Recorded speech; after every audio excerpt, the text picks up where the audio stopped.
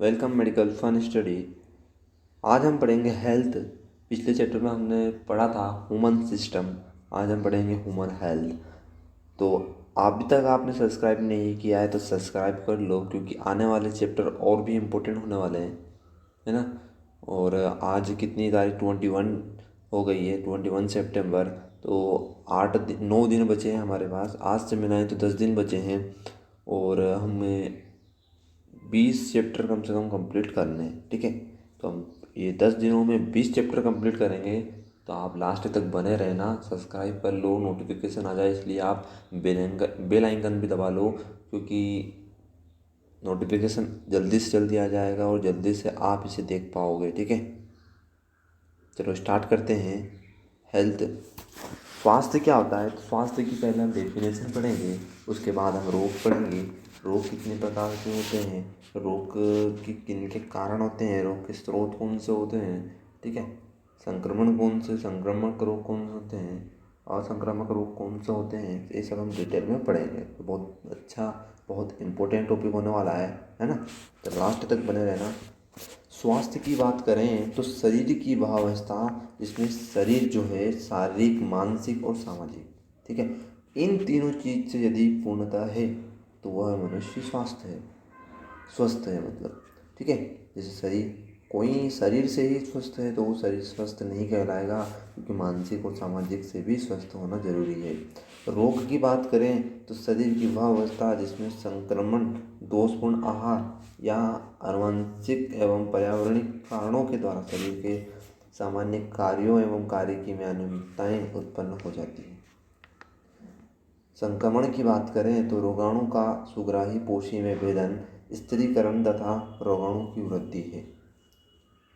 रोगाणु का सुग्राही पोषी में भेदन, स्त्रीकरण तथा रोगाणु की वृद्धि है।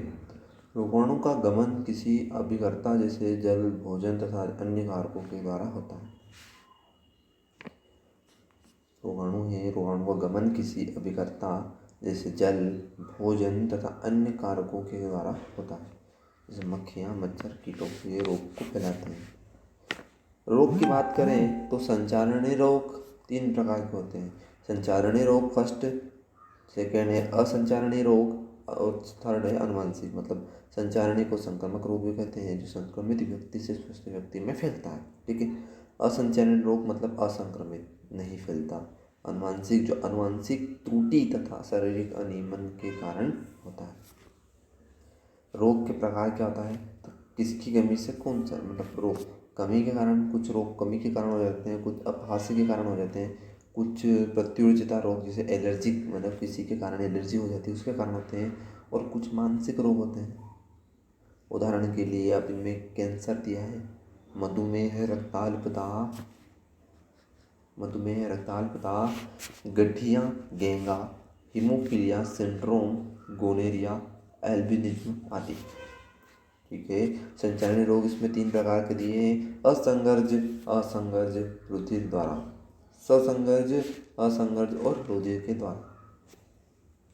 सीधे संपर्क से फैलता है। ससंगर्ज मतलब सीधे संपर्क हो जाता है। उदाहरण के लिए गलसुआ रोग, पक्स और सिफिलिस।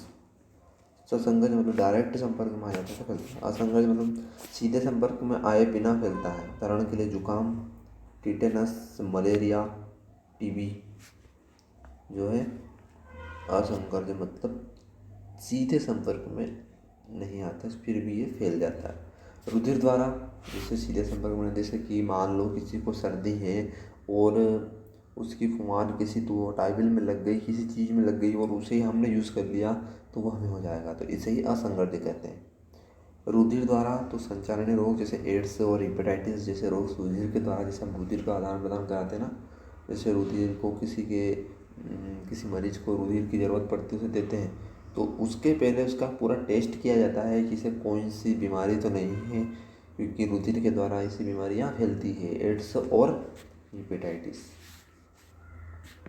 जीवाणुजनित रोग पढ़ेंगे तो जीवाणुजनित रोग ट्यूबरकुलोसिस, टीबी या क्षय होते हैं।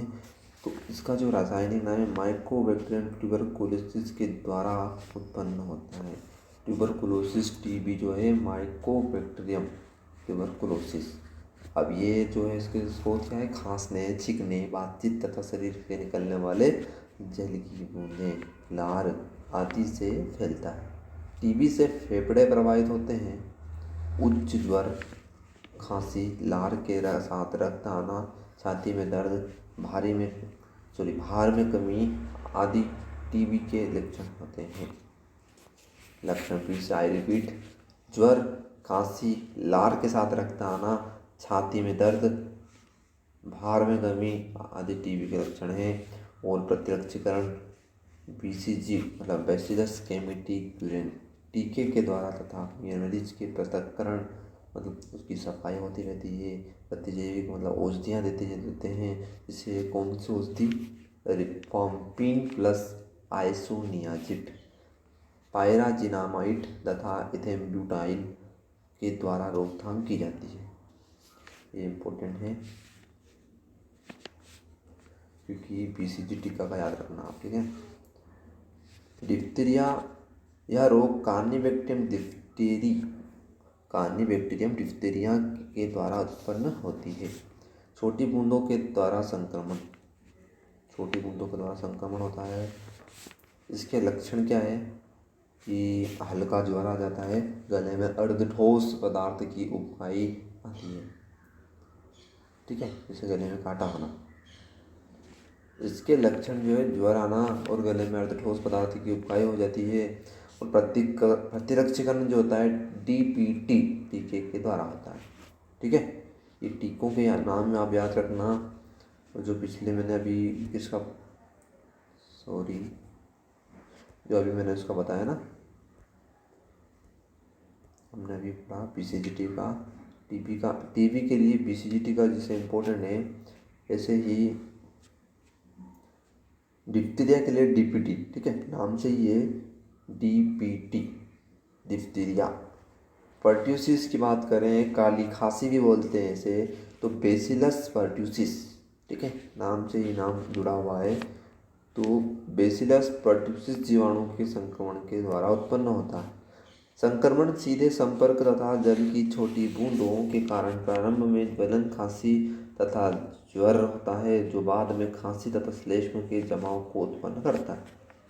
संक्रमण सीधे संपर्क तथा जल की छोटी बूंदों के कारण प्रारंभ में ज्वलन, खांसी तथा ज्वर होता है, जो बाद में खांसी तथा श्लेष्म के जमाव में उत्पन्न होता है। प्रतिरक्षण की बात करें तो डीपीटी के टीके द्वारा किया जाता है। टिटेनस, धनुस्तंभा, टिटेनस क्लोस्ट्रिडियम टिटेनी शलाका के आकार के ग्राम धनात्मक जीवाणु के द्वारा उत्पन्न होता है। संक्रमण जीवाणु के बीजाणुओं के शरीर में प्रवेश करने पर होता है। संक्रमण कैसे होता है, जीवाणुओं के बीजाणुओं के शरीर में प्रवेश करने से होता है। घावों, दुर्घटना तथा अनिर्जमी उपकरणों के प्रयोग से शरीर में प्रवेश करते हैं। यह जीवाणु टिटेनोस्पाज्मिन नामक विषैला पदार्थ स्रावित करता है। पेशी दृढ़ता, जबड़ा बंद तथा पेशियों में दर्द इसके लक्षण हैं। घावों के बाद 24 घंटे के अंदर एटीएस का टीका लगाना चाहिए। कौन सा, एटीएस। हैजा की बात करें तो इसे कोलेरा भी बोलते हैं, ठीक है। यह रोग विब्रियो कोलेरी नामक जीवाणु के द्वारा होता है। और जीवाणु जनित रोग पड़ रहे हैं तो ये सब जीवाणु के कारण हो गए रोग। तो हैजा है विब्रियो कोलेरी के कारण होगा। गंदगी युक्त भोजन तथा खाद्य पदार्थों के सीधे संपर्क में आना। तो को बहुत से लक्षण सबके एक होते हैं, लक्षण नहीं स्रोत, जैसे कि किसके गंदे पानी, गंदा भोजन, एक दूसरे के संपर्क में आना, ऐसे संक्रामक रोग हो जाते हैं ऐसे, ठीक है। तो अब नेक्स्ट प्रयासरित जलीय मल त्याग, उल्टी, निर्जलीकरण, मांसपेशियों में ऐंठन, ठीक है, इसके लक्षण हैं। हैजा में ORS IE oral rehydration solution उपयोग करते हैं, ठीक है। ORS oral rehydration solution use करते हैं। ORS में 1.5 ग्राम ग्लूकोज, 1.5 ग्राम ग्लूकोज, 3 ग्राम NaCl, 2.9 ग्राम KCl 12.9 ग्राम ट्राइसोडियम ट्राइसोडियम सिट्रेट होता है। इसे प्रति 1 लीटर पानी में घोल कर दिया जाता है। ठीक है, अब बात करें डायरिया अतिसार की बात करें तो अतिसार में क्या होता है कि यह रोग साल्मोनेला टाइफिमुरियम क्या होता है, साल्मोनेला टाइफिमुरियम के द्वारा फैला मतलब जीवाणुजनित रोग है। साल्मोनेलिस बोलते हैं जिसे, तथा साइजेलिस सीजी के द्वारा उत्पन्न होता है। साल्मोनेला टाइफिमुरियम तथा साइजेला सीजी यह दूषित मांस तथा दूसरे प्रोटीन युक्त खाद्य पदार्थ के द्वारा फैलता है। यह गंदे हाथों, कपड़ों, घरेलू उपकरणों तथा मुख्यतः मल के द्वारा स्थानांतरित होता है। दूषित मांस तथा दूसरे प्रोटीन युक्त खाद्य पदार्थ के द्वारा फैलता है। यह गंदे हाथों, कपड़े, घरेलू उपकरणों तथा मुख्यतः मल के द्वारा स्थानांतरण होता है। उल्टी, मतली, सिर दर्द, पैराटाइफाइड ज्वर, श्लेष्म रुधिर के साथ मल का शीघ्र त्यागना तथा उदरी ऐंठन इसके लक्षण हैं। मुखीय तथा अंतःशिरा द्वारा पुनः जलीकरण, रिहाइड्रेशन आवश्यक।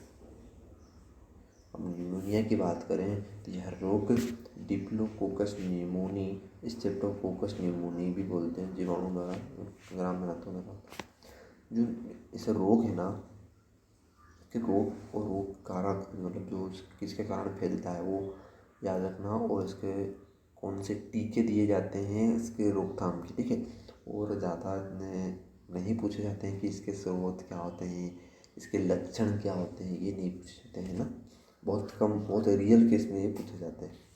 तो लार की छोटी बूंदों के द्वारा स्थानांतरित होता है। ओके, अचानक ठंडा होना, छाती में दर्द, भूरे श्लेष्म में थूक के साथ खांसी तथा तापमान में वृद्धि इसके लक्षण हैं। अब औषधि कौन सी दी जाती है तो औषधि जो है जैसे इरिथ्रोमाइसिन, टेट्रासाइक्लिन आदि का उपयोग करना चाहिए। इरिथ्रोमाइसिन और टेट्रासाइक्लिन आदि का उपयोग करना चाहिए।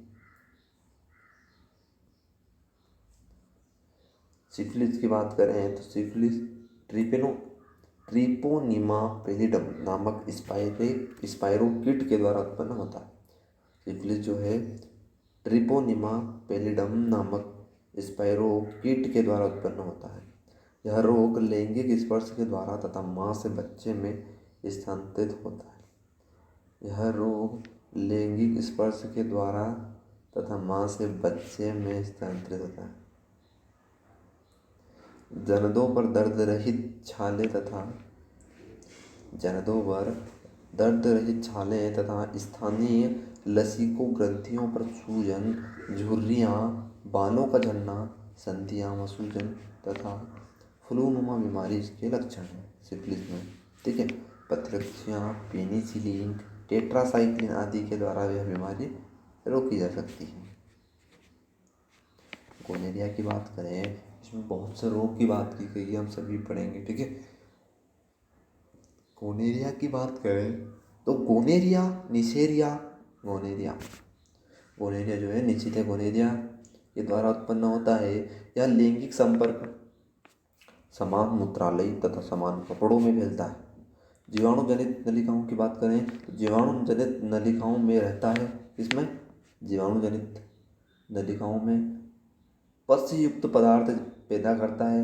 जनदों के चारों ओर दर्द, मूत्र निष्कासन के समय जलन इसके लक्षण हैं। प्रतिरक्षियों का उपयोग तथा उच्च चारित्रिक लक्षणों का वहन करके इस रोग का उपचार किया जा सकता है। यह एक वेनेरल रोग या लिंग स्थानांतरण रोग है। यह एक वेनेरल रोग या लिंग स्थानांतरित रोग है। प्लेग की बात करें, ब्यूबोनिक प्लेग, काली मृत्यु भी बोलते हैं। यह रोग बेसिलस यर्सीनिया पेस्टिस जीवाणु से उत्पन्न होता है। बेसिलस यर्सीनिया पेस्टिस यह चूहे पर पाए जाने वाले रेड फ्ली के द्वारा मनुष्य में फैलता है। इसके द्वारा चूहे पर पाए जाने वाले रेड फीली के द्वारा। कोख तथा उपस्थ दर्दयुक्त बल्बों के रूप में सूज जाते हैं। उच्च ज्वर, ठंडा युक्त थकान तथा रक्तस्राव आदि में प्लेग के अन्य लक्षण हैं। रक्तस्राव जो काले रंग में परिवर्तित हो जाता है।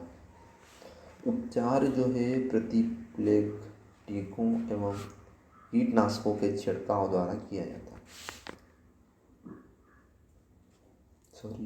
टाइफाइड की बात करें तो यह रोग साल्मोनेला टाइफी के द्वारा पैदा होता है। यह खाद्य पदार्थों जैसे दूध, आंत के मुक्तक पदार्थों से युक्त अशुद्ध जल सीधे संपर्क में मक्खियों के फैलाव से होता है। मक्खियों के द्वारा भी फैलता है। उच्च ज्वर, विक्षेपों तथा आंतरिक दीवार फोड़ों का होना टाइफाइड के लक्षण आदि। प्रतिजीवियों की बात करें तो एम्पिसिलिन, क्लोराम्फेनिकोल द्वारा इस बीमारी का उपचार किया जाता है।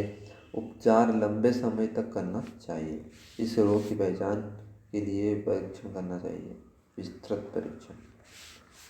कोढ़, हैंसन का रोग, यह माइकोबैक्टीरियम के द्वारा होता है। कोढ़ जो है हैंसन का रोग माइकोबैक्टीरियम के कारण होता है। प्रारंभिक संपर्क में नहीं फैलता, परंतु त्वची विक्षितों के लंबे संपर्क, नासा तथा गले के मुक्त पदार्थ इस रोग को फैलाते हैं। सफाई तथा उपयुक्त औषधियों जैसे डेप्सोन, रिफाम्पिसिन और अफ्लोक्सिन तथा चाल मुगरा से कोढ़ को रोका जा सकता है। जीवाणु शरीर में प्रवेश करता है तथा तंत्रिकाओं, त्वचा, लसिका, नोड, नेत्र, नाक, मुख, कंठ, पेशियां, प्लीहा इत्यादि में को नष्ट कर देता है। जीवाणु शरीर में प्रवेश करता है तथा तंत्रिका में, जैसे तंत्रिका, त्वचा और लसिका, नोड, नेत्र, नाक, मुख, कंठ, पेशियां, प्लीहा इत्यादि को नष्ट कर देता है। त्वचा पर धब्बे, शरीर के अंगों में नीलमनपन, ज्वर, अंतः फोड़े, नोड्यूल्स, विक्षत अंगुलियों के आकार में बदलाव, अंगूठे तथा कटी शरीर में भागों में सल्की धब्बों को उत्पन्न होना इसके लक्षण। चलिए, जीवाणु जनित तो फिनिश हो गया। अब हम विषाणु जनित रोग पढ़ेंगे। खसरा, छोटी माता, तो यह रूबियोला विषाणु पालिनोसा मार्बिलोरम द्वारा होता है। कौन सा? छोटी माता जो है रूबियोला विषाणु पालिनोसा मार्बिलोरम द्वारा होता है। यह संपर्क संक्रमणीय पदार्थ तथा शरीर के स्राव पदार्थ द्वारा फैलता है। यह जो है संपर्क संक्रमणीय पदार्थ या शरीर के स्राव पदार्थ द्वारा फैलता है। विषाणु श्वसन तंत्र तथा कंजक्टिव के द्वारा प्रवेश करता है। इससे खुजली, त्वचीय झुर्रियाँ, क्रिसेंट आकार के समूहों में लाल दाग जो कानों के पीछे से प्रारंभ होकर माथे, चेहरे तथा महत्वपूर्ण शरीर पर फैलते हैं। त्वचीय झुर्रियाँ, क्रिसेंट आकार के समूहों में लाल दाग जो कानों के पीछे से प्रारंभ होकर माथे, चेहरे तथा संपूर्ण शरीर पर फैलते हैं। इस रोग की जटिलता को रोकने के लिए प्रतिरक्षी तथा विटामिन ए दिए जाते हैं। 1 साल की उम्र में MMR टीकाकरण गलसुआ, खसरा, इस रोगिला निदान द्वारा के लिए होता है, किया जाता है। कौन सा? MMR। गलसुआ की बात करें तो यह पैरामिक्सो गलसुआ विषाणु के कारण होता है। गलसुआ विषाणु के कारण होता है। यह सीधे संपर्क बिंदु तरीके तथा संक्रमणीय पदार्थ के द्वारा स्थानांतरित होता है। रोगी निगलने तथा मुख खोलने में परेशानी महसूस करता है। उच्च ज्वर, ठंडापन, सिर दर्द, शरीर में दर्द, भूख में कमी इसके लक्षण। चेचक की बात करें, स्मॉल पॉक्स वेरियोला विषाणु से उत्पन्न होता है। यह 10 वर्ष की उम्र में कम के बच्चों में सामान्य तथा वयस्कों में कम परंतु घातक होता है। संक्रमण मुखी, नासा, कोष्ठी पदार्थ मुक्त होने, फोड़े, धब्बों में फैलता है। लाल रंग के धब्बे घावों में बदल जाते हैं। निशान सर्वप्रथम चेहरे पर तथा बाद में संपूर्ण शरीर पर, उदर पर कम होता है। इन निशानों के समाप्त होने पर स्थायी निशान रह जाते हैं। चेचक के टीकों की खोज एडवर्ड जेनर ने की थी। ये आप स्टार लगा लो, ठीक है। चेचक के टीके की खोज एडवर्ड जेनर ने की थी। चिकन पॉक्स की बात करें तो वेरिसेला जोस्टर के द्वारा 14 से 16 दिनों की सुप्तावस्था के द्वारा फैलता है। वेरिसेला जोस्टर के द्वारा 14 से 16 दिनों की सुप्तावस्था के द्वारा फैलता है। यह संसर्ग रोग है जो जाड़े तथा बसंत में होता है। उपचर्मी झुर्रियाँ तथा गुलाबी केंद्र की धब्बों की उदर माथे तथा चेहरे पर उपस्थित इसके लक्षण हैं। असहजता, दर्द तथा प्रत्येक दाने पर उच्च ज्वर होता है। निशान द्रव्यमान युक्त पट्टिकाएँ तथा फिर धब्बों में परिवर्तित। धब्बे बिना निशान के छोड़े समाप्त हो जाते हैं। चिकन पॉक्स से प्रतिरक्षीकरण हेतु एटीन्यूएटेड विषाणु प्रतिरक्षी उपलब्ध है। ये आपके लिए थोड़ा टफ हो सकता है, माना मैंने। ये चैप्टर थोड़ा सा टफ है, इनमें रोग है, इसे रोग के नाम, इसमें विषाणु बहुत से, तो कन्फ्यूजन होता रहता है। तो आप इसे आराम से देखें, इसके नोट्स बना लें और ये इम्पोर्टेंट चीज़ लिख लें। पूरी नहीं लिख सकते तो इम्पोर्टेंट जैसे रोग, किसके कारण रोग होते हैं, जीवाणु जनित रोग कौन सा है, विषाणु जनित रोग कौन सा है, ठीक है, और प्रोटोजोआ जनित रोग कौन सा है, और इनके स्रोत थोड़े और टीके सब लिख लेना। तो आप पढ़ते रहोगे तो आपके लिए आसानी हो जाएगी। पोलियो एंटेर, ठीक है, पोलियो पढ़ते हैं। पोलियो एंटेरो विषाणु के द्वारा उत्पन्न होता है। एंटेरो विषाणु के द्वारा। पोलियो शिशुओं तथा बच्चों का उच्च संक्रमित रोग है। मल मूत्र, नासा स्रवण, दूषित खाद्य पदार्थ, जल, पेय पदार्थ सीधे संपर्क द्वारा स्थानांतरित होता है। केंद्रीय तंत्रिका तंत्र में पहुंचकर विषाणु में प्रज्वल डार्सल हार्न कोशिकाओं को नष्ट कर देता है। ये कोशिकाएं पेशियों की क्रियाओं का नियमन करते हैं। संवेदना रहित पेशियां कार्य करने में सक्षम नहीं होती, जिसके परिणाम स्वरूप बच्चों में लकवा हो जाता है। शांत का टीका 6 हफ्ते, 10 हफ्ते, 14 हफ्ते तथा बूस्टर खुराक 18 से 24 माह तथा द्वितीय बूस्टर खुराक 5 से 6 वर्ष की उम्र में देने के लिए उपलब्ध है। इन्फ्लुएंजा फ्लू, यह रोग आर्थोमिक्सोवायरस द्वारा होता है। यह दूषित वायु के श्वसन नली में प्रवेश के कारण फैलता है। ज्वर, सिर दर्द, गले का खट्टा होना, ठंड के साथ छींकना तथा विश्रामावस्था में शरीर में दर्द आदि इसके लक्षण हैं। इसका कोई टीका नहीं है। स्वच्छता तथा सफाई द्वारा इसकी रोकथाम की जा सकती है। रेबीज, जल से डरना। रेबीज विषाणु से उत्पन्न होता है। पागल कुत्ते या बिल्ली के काटने लार से मनुष्य में स्थानांतरित हो जाता है।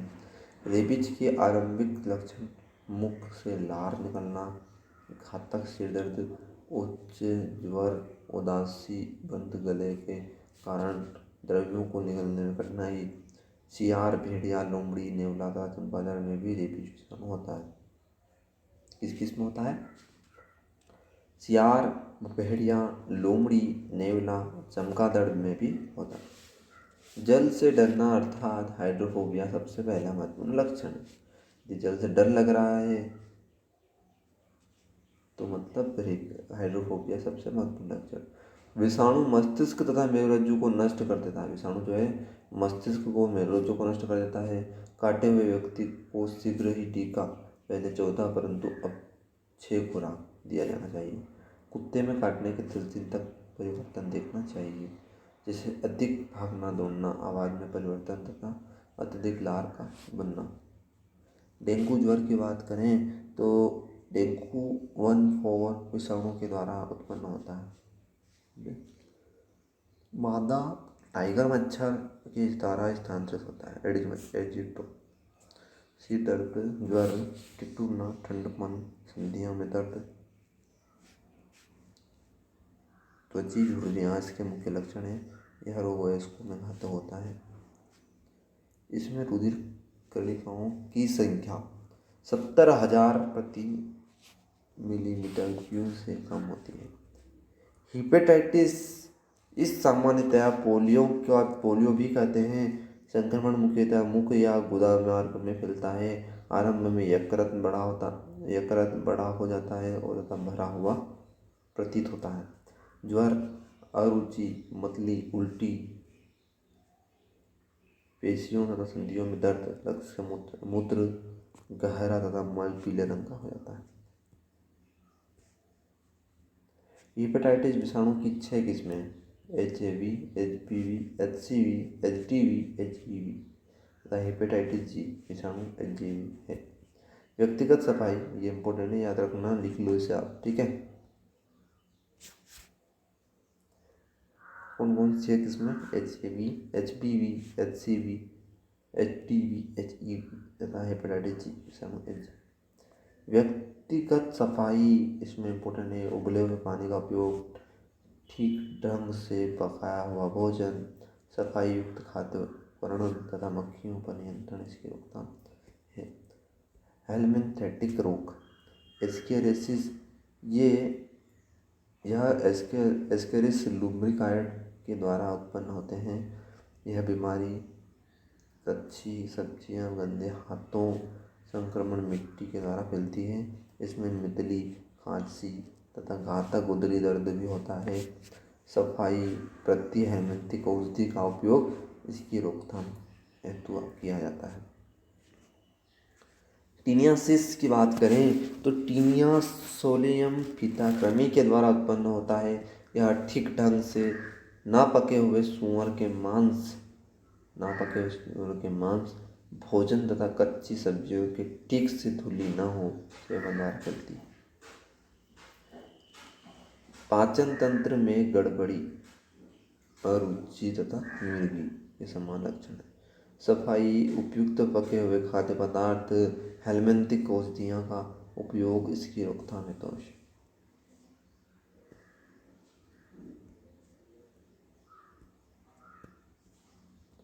फाइलेरियासिस करते हैं। फाइलेरियासिस क्या होता है कि यह बाउचेरिया पेम्प्रिटिक के द्वारा उत्पन्न होता है। मच्छर के क्यूलेक्स जाति में द्वारा स्थानांतरित होता है।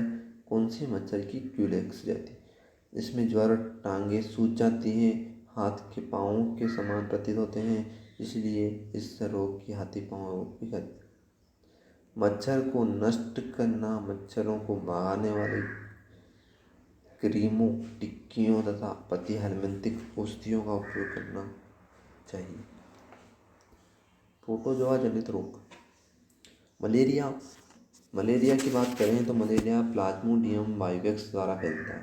प्लाज्मोडियम के 2 पोषक हैं, मादा एनोफिलिस मच्छर प्राथमिक परपोषी और मनुष्य मध्य द्वितीय परपोषी।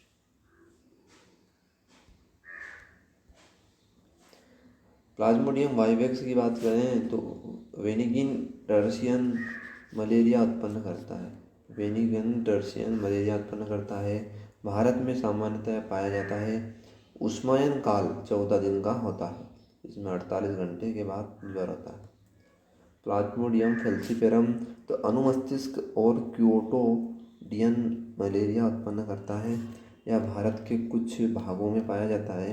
इसके उष्मायन काल 12 दिनों का होता है। प्रत्येक 48 घंटों के बाद ज्वर होता है। प्लाज्मोडियम ओवेल, यह माइल्ड टर्सियन मलेरिया उत्पन्न करता है।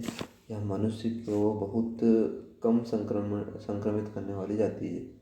यह अफ्रीका में पाई जाती है। इसमें उष्मायन काल 14 दिन का होता है।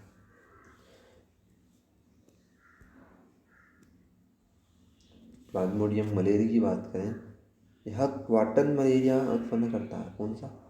Quartan malaria. यह अफ्रीका, बर्मा, श्रीलंका, भारत के भागों में सामान्यतः पाया जाता है। उष्मायन काल 28 दिन का होता है। इसमें 72 घंटे के पश्चात ज्वर आता है। मलेरिया की रोकथाम में तो मच्छरदानियों, मच्छर भगाने की क्रीम, टिक्कियाँ, क्लोरोक्विनोन, प्राइमेक्विनोन गोलियों का उपयोग करते हैं। अमीबियासिस, यह एंडमीबी हिस्टोलाइटिका के द्वारा उत्पन्न होती है। परजीवी मनुष्य की बड़ी आंत में होता है। संक्रमण खाद्य तथा जल के साथ चतुर्केंद्र की शिष्ट के अंतःकरण में होता है। डायरिया, मल में श्लेष्म तथा रुधिर की उपस्थिति तथा उदरी दर्द इसके लक्षण हैं। उचित सफाई करके इसका उपचार किया जा सकता है।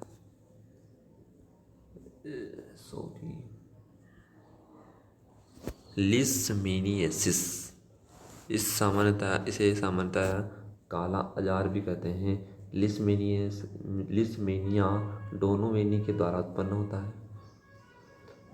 बालू मक्खी के काटने से फैलता है। इसके लक्षण मलेरिया के समान हैं, जैसे अनियमित चक्रण, ज्वर, लाकोपिनिया। इसमें यकृत एवं प्लीहा बड़ी हो जाती है।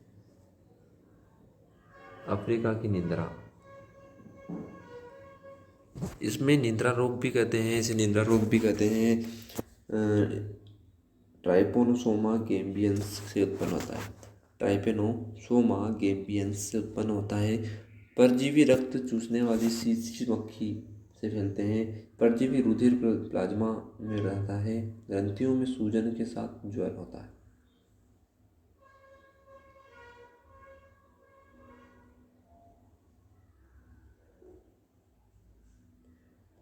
इसमें मक्खियों से बचना चाहिए तथा झाड़ियों को नष्ट करना चाहिए। कवकी रोग की बात करें तो दांत, यह रोग एक कवक माइक्रोस्पोरम के द्वारा उत्पन्न होता है। ये थोड़ा सा ब्लर हो गया है, ठीक है, तो साफ दिख नहीं पा रहा। यह बिना नहाए हुई बिल्लियों, कुत्तों, संक्रमित मनुष्यों में फैलता है। दांत, इसमें दाने निकलते हैं जो बाद में लाल हो जाते हैं तथा भंगुर हो जाते हैं। उपयुक्त सफाई स्वास्थ्य पर ध्यान देना चाहिए। कुछ अन्य कवकी रोग जैसे एस्परजिलस फ्यूमिटक, मेनिंजाइटिस और बालों के चर्म रोग, दाढ़ी तथा बालों के चर्म रोग। आनुवंशिक रोग की बात करें तो अप्रभावित स्वगुणसूत्री रोग, एल्बिनिज्म। यह रोग मेलानिन वर्णक के न बनने के कारण होता है। इसकी पहचान त्वचा से सामान्य वर्णक की अनुपस्थिति के कारण होता है। गैलेक्टोसीमिया, यह गैलेक्टोज उपापचय की त्रुटि के कारण होता है। मानसिकता में कमी इसका मुख्य लक्षण है। फिनाइल कीटोन्यूरिया, यह फिनाइल एलेनिन हाइड्रोक्सिलेज नामक एंजाइम की कमी के कारण होता है, जो फिनाइल एलेनिन को टायरोसिन में बदल देता है। इस रोग से पीड़ित व्यक्ति की मानसिकता में कमी हो जाती है। प्रारंभ में परजीवी अनुमस्तिष्क रज्जु की द्रव में प्रवेश करता है तथा मस्तिष्क को नष्ट करता है या रोगी की निष्क्रिय तथा अचेती बनाता है। इसमें मक्खियों से बचना चाहिए तथा झाड़ियों को नष्ट करना चाहिए। देखो यही आया, इसमें एक क्लियर दिख रहा है। तो दांत जो है या रोग एक कवक माइक्रोस्पोरम के द्वारा उत्पन्न होता है। बिना नहाए हुए बिल्लियों, कुत्ते तथा संक्रमित मनुष्यों से फैलता है। ठीक है, ये हो गया है अपना कंप्लीट।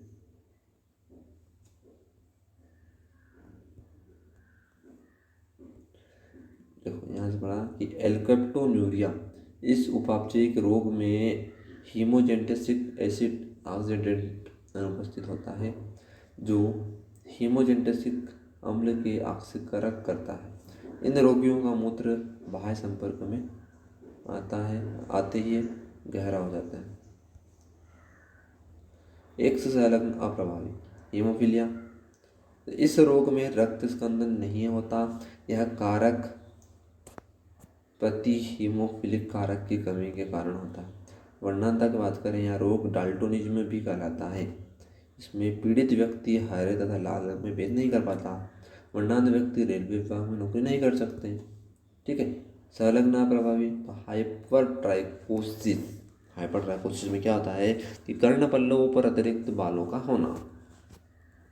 आधुनिक ज्ञान, हृदय विफलता तो वह अवस्था है जब हृदय का ऐसे नोड संवेदना उत्पन्न कर पाता। हृदय रोध, जब ये भी नोड नष्ट हो जाता, हृदय स्पंदन नीलियों से नहीं गुजरती, यह अवस्था हृदय रोध के नाम से जानी जाती है। चक्रण रोध या रक्त प्रवाह पूर्ण रूप से रुक जाता है तो चक्रण रोग। धमनी काठिन्य, कैल्शियम लवण के साथ कोलेस्ट्रॉल का धमनियों की दीवार पर अत्यधिक जमाव जिससे धमनी की ल्यूमन संकरी हो जाती है। एंजिना पेक्टोरिस हृदय पेशियों में दर्द, ठीक है। मायोकार्डियल अतिक्रमण, रुधिर प्रति कम होने पर हृदय पेशियों के भाग की कोशिकाओं का मृत होना। रुधिर पूर्ति कम होने पर हृदय पेशियों के भाग में कोशिकाओं का मृत होना, ठीक है। ये हमारा हेल्थ चैप्टर कंप्लीट होता है। तो आपको थोड़ा सा टफ लग सकता है क्योंकि आप फर्स्ट टाइम देख रहे हो तो आपको टफ लगेगा ही। तो आप एक काम करना, अपने नोट्स में लिख लो इसे, ठीक है। इम्पोर्टेंट चीज़ सारे लिख लो और उसे एक दो बार रिवाइज करते रहना। रिवीजन सबसे इम्पोर्टेंट चीज़ है। आप कितना भी पढ़ लो लेकिन जब तक उसका रिवीजन नहीं होगा तो वो आपके लिए कुछ काम का नहीं होगा। तो इसका रिवीजन करते रहना। वीडियो आपके पास ही रहेगा, आप कभी भी देख सकते हो इसे, ठीक है। और अच्छा लगा हो तो लाइक करें और शेयर कर दें, सभी को हेल्प हो जाएगी, ठीक है। कभी भी हेल्प करने में पीछे नहीं हटना चाहिए। जो भी अपने दोस्त हैं, अपने आपके जो टेलीग्राम पे ग्रुप बने हुए हैं, ठीक है, व्हाट्सएप पे ग्रुप बने हुए हैं, जो आप साथ साथ तैयारी कर रहे हो तो सभी को शेयर कर दो क्योंकि सभी को हेल्प हो जाए। और आने वाले टाइम में हम बहुत से चैप्टर पढ़ेंगे, ठीक है। और सब्सक्राइब नहीं किया है तो सब्सक्राइब कर लो, बेल आइकन दबा लो क्योंकि नोटिफिकेशन आ जाए आपके पास जल्दी से जल्दी, और जल्दी से जल्दी आप इसे देख पाएँ और अच्छे से समझ पाएँ। अब नेक्स्ट वीडियो में मैं इसके क्वेश्चंस कराऊंगा, ठीक है। 60 क्वेश्चंस है तो वो क्वेश्चन आप ज़रूर देखना।